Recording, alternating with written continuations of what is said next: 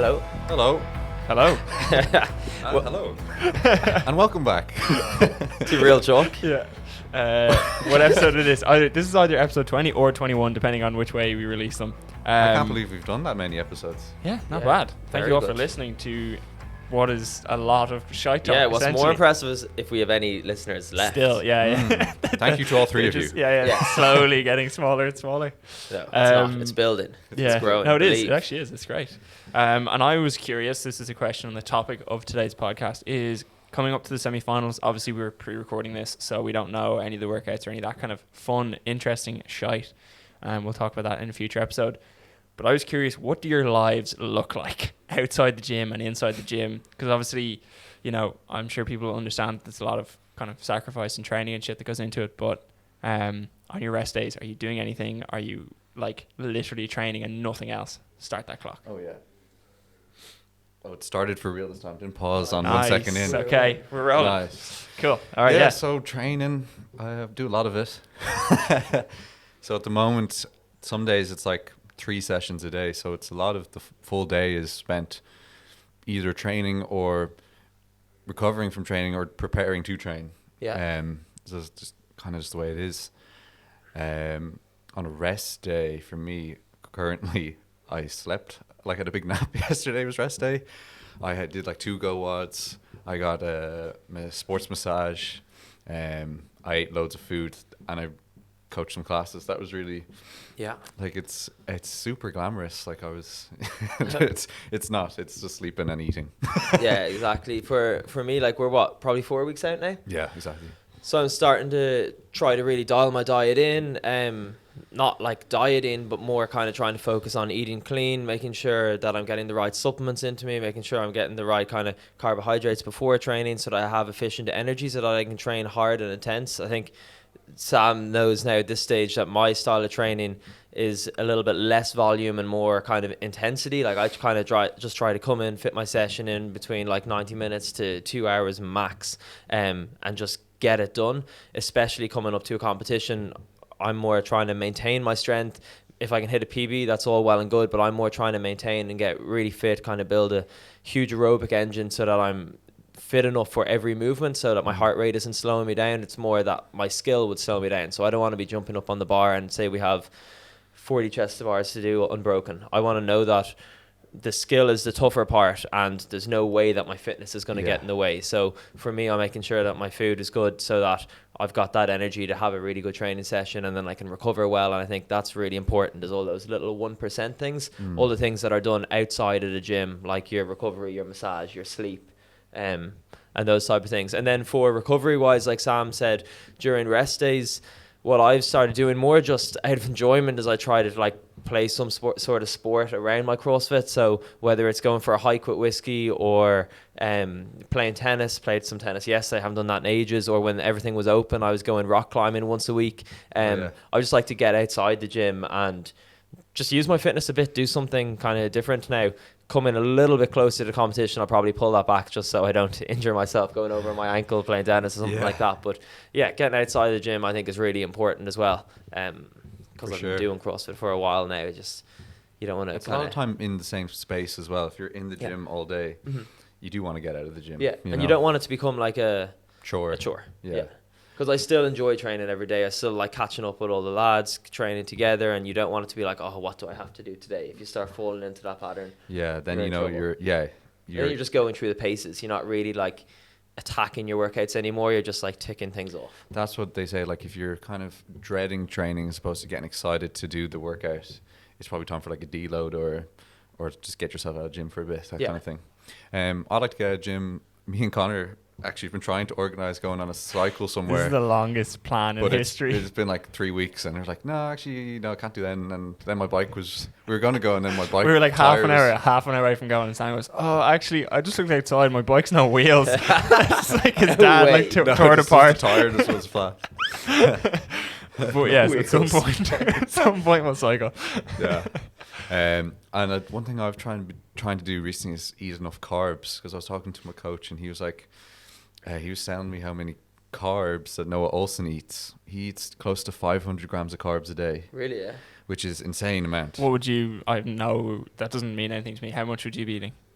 Not that much anyway. Not 500 Probably grams. that's a good like extra third of what onto what Jesus. you're eating. Okay, yeah. And it's hard to eat that much food, so it's like you need to have like drinks, maybe like a Gatorade or a Lucozade Sports sort of thing, to get the extra like carbs in, or like a dextrose thing. So that's what I'm trying to do at the moment, trying to get enough fuel that I'm never lacking in energy doing something. So I'm always like properly fueled. Mm-hmm. Yeah, I always find if I'm getting run down, it's normally just from being stupid around your recovery. So because I don't find it too hard to fit in training. Like I'll be like, I have lots of coaching to do, then I have some business work to do, then I have training, then coaching again, then I might train again later on. But I'll forget to eat in between all those periods because I'll be like, the business stuff, the training stuff is more important. The food I'll just catch up later. But then suddenly the whole day's gone by and I've only had my morning shake and now it's the evening and I'm trying to catch up. And you do 2 or 3 days of that back to back and your sessions start getting more and more sluggish, and then suddenly your rest day is like, I'm absolutely dead, and then you could have a sloppy session on a Monday or something like that. So it really is, especially coming up to competition, nutrition and sleep are key, and they make a huge difference. I always say like you're never really overtrained, you're usually under recovered. Yeah, you know, the training, if you recover and do all the outside stuff, you will be fine from, and be okay to train again hard. It's not usually the training's fault, it's the you didn't sleep or eat or recover's fault. And then regarding the workouts, we have no real idea what's going to come up. I was really hoping that they'd release an equipment list. One, maybe if they could just throw out some cool stuff like some sandbags or something like that. If they just announced something that we didn't have to do in the open or the quarters, it would be cool because it allows you focus all your training in on that. It kind of brings a little bit of fear as well. You're like, shit, if they're doing a sandbag, what are they going to do? Is it going to be sandbag carries, lunges, over the shoulder? Like, you don't really know. So I'd love them to release some of the workouts just so... Or not the workouts, more like an equipment list. Just so then we're like, I need to spend more time on the rings or whatever it might be. Because one, it allows you dial in your training. It gets you a bit more excited for the competition because you know there's going to be some more high skill movements and those type of things. But we're kind of still in the dark at the moment. Exactly. So there's a few things I think we're almost to expect to come up because there's been no rings this whole year. Yeah. No handstand walks, no lunges, just to name whatever's coming to my head. But... yeah, there's a few things we can expect almost to come up. So I'd almost like them to be confirmed on an equipment list or something. The thing about rings is that I was only thought of recently is hard to standardize the strap length, and everyone has different, you know, like everyone's saying short straps are so much easier and long straps are more difficult, and you can't really standardize it. So I wonder if they're hesitant to do that except for like an in-person competition. Exactly. But not sure. And also on the workouts, like there hasn't... looking back, I don't think there's been any like real barriers at the start of any of the workouts. Like they've been either for time or there's been workouts for rounds. But say a workout started with 30 muscle ups or something like that. Like that would be a real kind of stop some people in their tracks, and for others you'd be able to power on and then get to the next movement. So it'd be interesting to see if there's any workouts like that where they start with a really high skill, because that's when you get stuck. Because I found like in previous opens, like there might be a workout then it would end with like 20 muscle ups or something like that, and the that's whole where workout people changes to there. It didn't matter how fast you got there. But there hasn't really been that this season, I don't think. I'm trying to think of one. Maybe the GHD sit-ups, but... that was just volume, I think. That was huge volume. It's still a relatively low skill movement. And the rope climbs, like, for the volume, say, you were doing on rope climbs, then I was doing a lot of volume on rope climbs, but we really didn't have to do many, so the skill didn't... It's only, and they were spread out nicely. It was only 6, 5, 4, 3. Was that 18 or so? Yeah. Exactly. I think the only ones I can think of that are kind of separated was... for some, the event 5, this heavy snatch and burpee box jump over. That if you weren't ready for that level of weight to snatch, maybe. And then the last open workout where it went from, I know it started with toes to bar, it's slightly more accessible. Then it went into chest to bar and then bar muscle ups for pretty big reps. Yeah, that was quite big, to be fair. But like, top scores you'd still get through, but it wasn't the ultimate separator. That's all I can really think of so far. But it'd be interesting to see. I'm also interested to see now, will all the online competitions get the same programming? We know that you're in the German throwdown, I'm in the lowlands. Filippo and his team are technically lowlands as well. And has it been announced yet if we're doing the same workouts? No, not exactly. It hasn't been announced. But but they did announce that if it's going online, CrossFit HQ I think are stepping in as the programmers. Okay. So I think that would more than likely be all the same programming. standardized. Yeah. Is there anything that'll change then? Let's say, I know, a week or a couple of days out from the semis. Any things you're going to implement into your daily routines, or Just eating enough food. Yeah, I think it's Food. funny because those type of questions are like fair questions, valid questions. Yeah. But if anything, it gets more boring. Like our only answers are really like eat more, sleep Yeah, more, yeah. and Yeah. the training volume almost comes down. Like for me anyway, the way I'd be doing my programming for myself or for anyone else, and peaking. It's like in the maybe 8 weeks out, it's all about volume. Then coming into the kind of 2-3 weeks out, it's more about intensity and Yeah. shorter sessions where you're just going like max out power, then you're doing some high skill movements. So you're making yourself fatigued and seeing if you can perform under that pressure, but you're not really hammering yourself with volume because you don't want to risk injury. You don't want to risk overload. It's more just working like an engine on optimal performance Yeah. rather than burning that engine out, because if you burn it out, it takes so long to recover. Recover. So you don't want to, if you overload, you may mess up your competition really. So it's Yeah. about really just fine tuning the engine now. If you notice a weakness, really trying to tighten it up, but you don't want to do too many doubles for a calf injury or something like that. Yeah. So just keeping yourself in top performance, I think. Yeah, exactly. Just being smart with your training. Just because it says to do it on the program doesn't mean you need to that day. If you know my knees are achy, I'm not going to do the extra front squats or whatever, or whatever it might be. Being smart. But I think I'll probably train normally until the week before the competition. Yeah. Then Monday to Wednesday would be just a reduced version of normal, with probably more like cyclical stuff. So maybe biking and rowing, just to heart rate up and move. But I don't think personally, like some people are like, oh, I'm not going to train the week in advance. But I always find like if I take the full week off, Yeah. after the first workout of the competition, I'm so sore. Like you just build up Yeah. all like yeah, your exactly. energy, Yeah, and then yeah. it just explodes your body on the first Yeah, workout. yeah. So I like to try and like train into the competition, so I actually feel confident. yeah, I always find even after a rest day, if I don't breathe, get out of breath at all on a rest day, the first time I get out of breath the next day, I'm like, whoa. yeah, So like even if I just biked for 20 minutes, I'd be better the next day. So almost Yeah. phase it in that way. Like Okay. a taper, reduce volume, intensity stays up, but then keep the breathing Just keep going moving. in. Yeah. No Yeah. full rest really. Not like I'm training the day before super hard. Just Yeah, yeah. I'm breathing, I'm keeping the body active as Yeah. opposed to full stop, and then like your glycogen and stuff builds up, and then it just empties your body and leaves you so sore.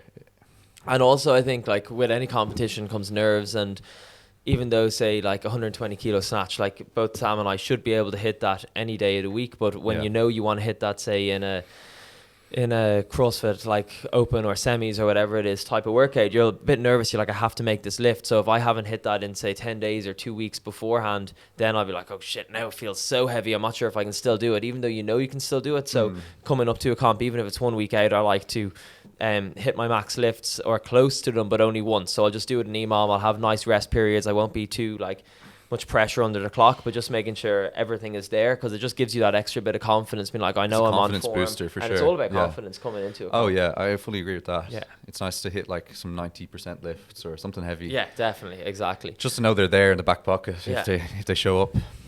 And then is this the first year, obviously, that you're training in the same gym for competition-wise? Actually is, yeah. Yeah. Yeah. That'll be interesting now to see then if you both end up on the same programming for the semis or if it's different.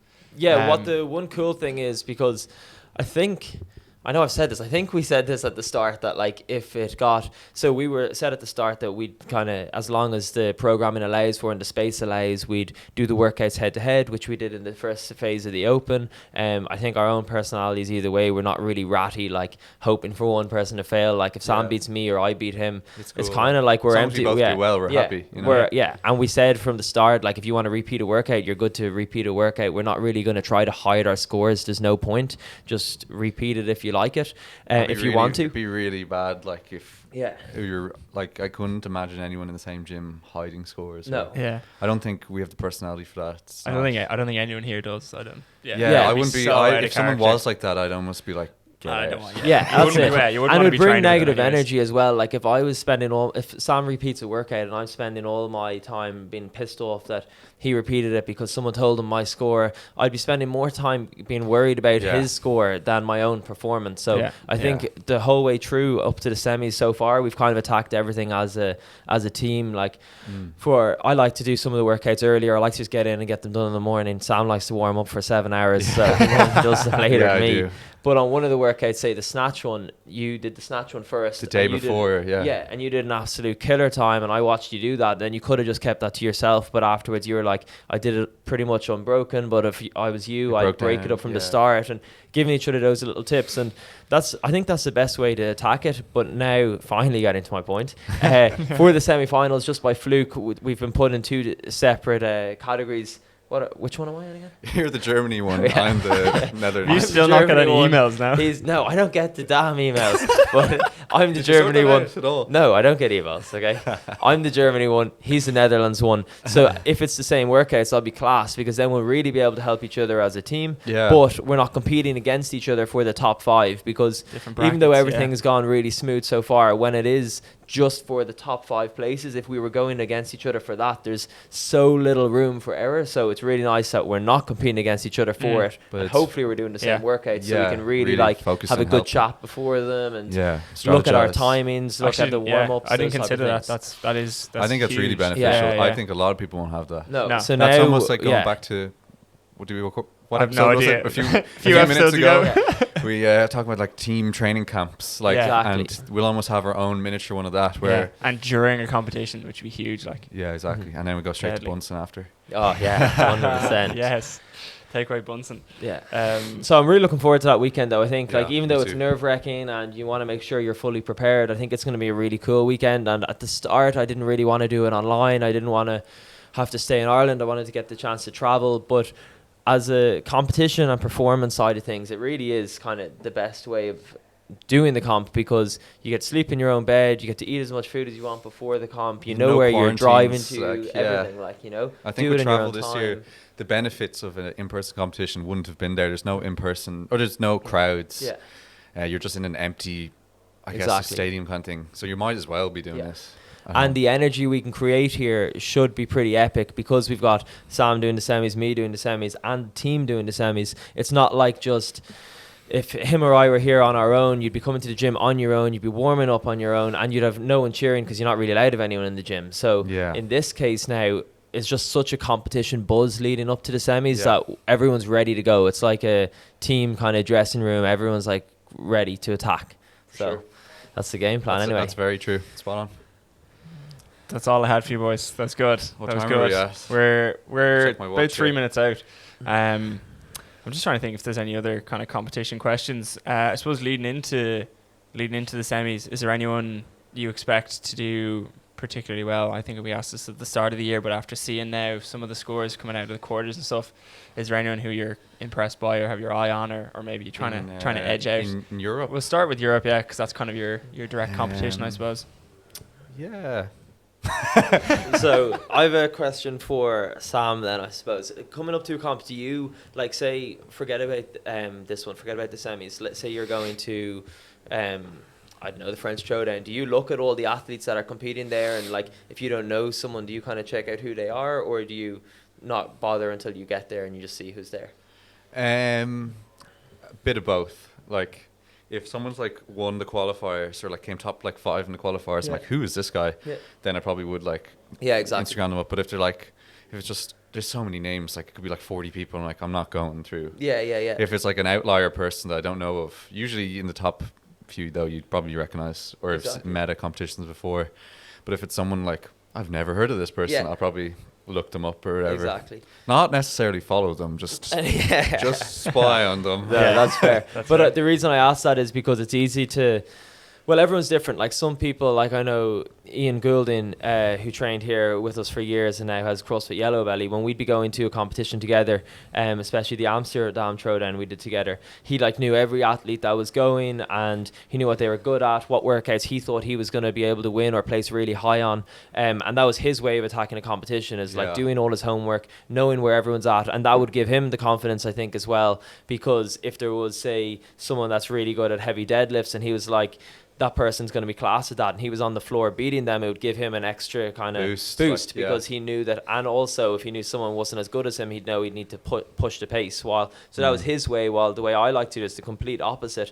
I don't like getting like kind of taking all that information in. I'm just like, play your own game, don't get distracted by kind of other people or other people who are there. And also I don't want to know like all these big dogs who've been at the games before me are in that heat, because then I'm kind of almost saying, well, if he's there and I'm just behind him, that's okay, because he's really good. So I don't like to focus on that at all. You almost set yourself up to settle for second best. Yeah, exactly. And that's it's not the way to do it, I don't think. You should almost be looking to win at all costs, in whatever way you can. That's the best way of saying it. And that's so on the competition floor, it's cool obviously because you get to race against people, but now here in the semis, like, you know, either way, whether there's people beside you or not, you're just going to go full mental, because you got to empty the tank. You have to do your best. Exactly. And then you're really competing against yourself. So that's why, like, even when I asked, am I in Germany or Lowlands there, I haven't paid that much attention, but that doesn't mean I don't have laser focus on the competition and what I have to do. But I just don't want to get like